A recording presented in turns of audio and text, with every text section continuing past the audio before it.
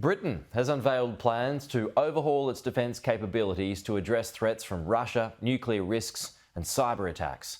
The Prime Minister Keir Starmer has pledged to make the largest increase to military funding since the end of the Cold War. The Royal Navy on a training exercise, but the dangers are all too real.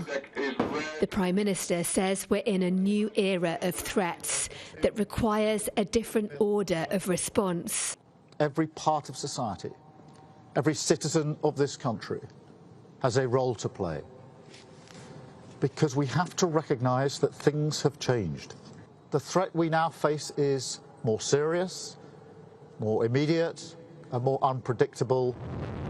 But not so urgent that he's willing to turn an ambition for defence spending to increase to 3% of national income by the next Parliament into a firm commitment.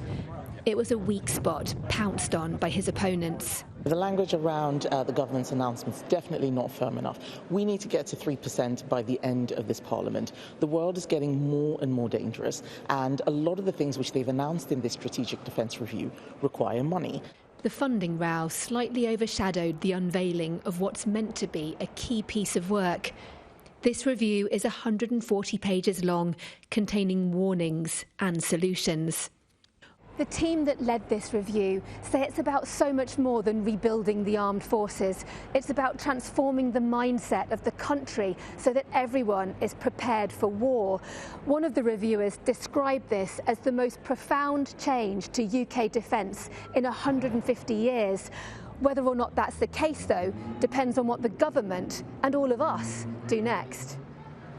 Being prepared was second nature during the Cold War. But is the UK willing once again to return to a war footing? Deborah Hames, Sky News.